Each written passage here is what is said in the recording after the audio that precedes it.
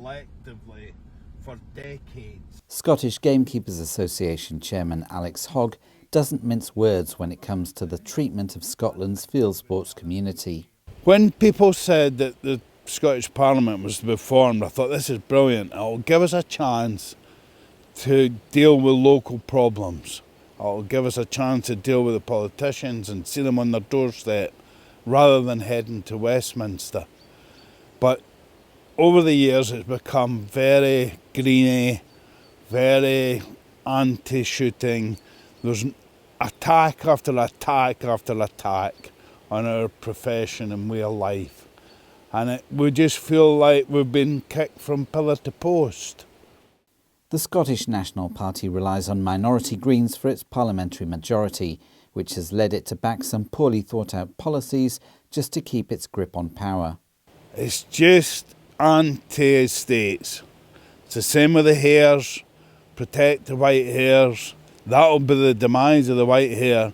In 10 years' time, the white hare will be gone. The only place that has got white hares is grouse moors.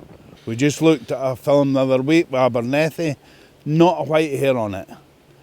You know, all the S&H ground, we offered £1,000 to anybody, any of the organisations that could produce a white hare. None of them have come forward.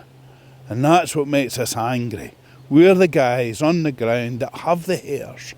The laws to protect mountain hares are also affecting falconers.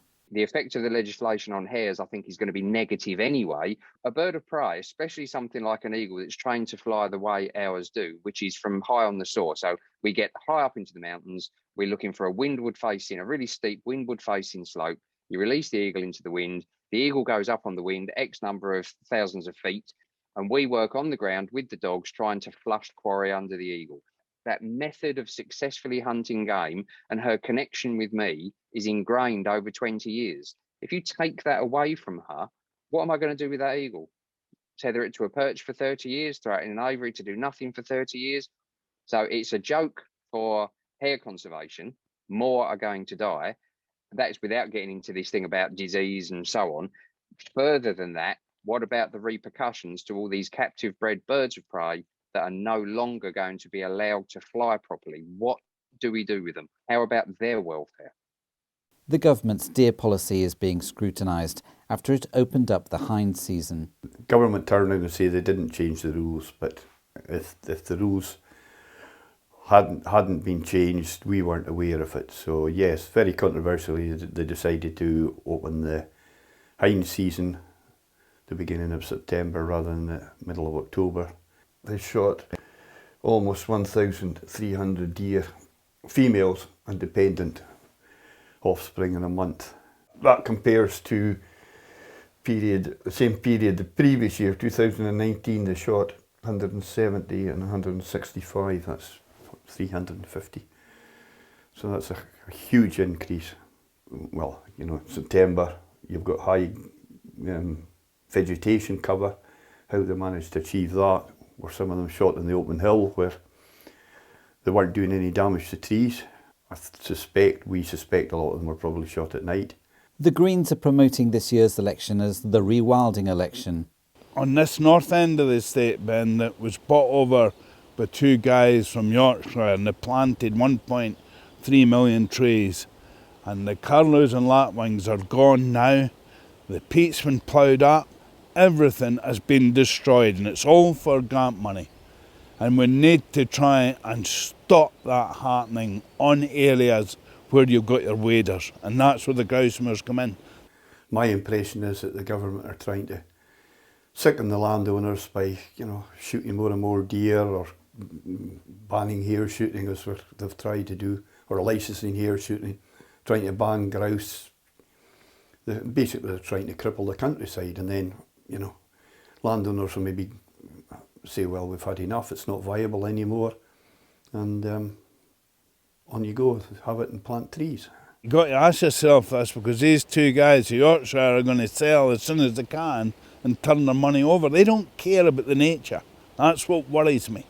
Once it's planted with Sitka spruce, you've got nature just leaves you like, you know, like snow off a dike.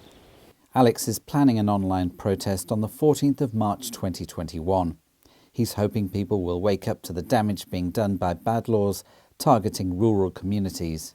And we've had support from plumbers through to heart surgeons. It would amaze you the amount of letters that we've had in office from that broad range of people. Even guys down in South, if you guys want to support us, drop us a letter, drop us a Facebook thing, because lots of guys from the South come up to Scotland to stalk or grouse shoot or whatever. Yeah, the SGA and the landowners, definitely, we need to align ourselves with them. We rely on them for their goodwill to be allowed onto their land, even if it's a commercial arrangement and we're paying, which we do 99.9% of the time. It still remains the fact that they've got to welcome us there to enable us to have our sport. And further than that, if it wasn't for what these guys are doing, the volume of game, which is possible because of the way the land is managed, wouldn't be there to allow us to have exciting, interesting, worthwhile sport. Be very careful where we place our vote. I think that's the most important thing to go over to you today, is we must be careful where we vote. Otherwise, the keepering world could be finished in 10 years. That's a call to action. If you can take part in the 14th of March protest, please email info@scottishgamekeepers.co.uk and the SGA will tell you how you can help and what actions you can take.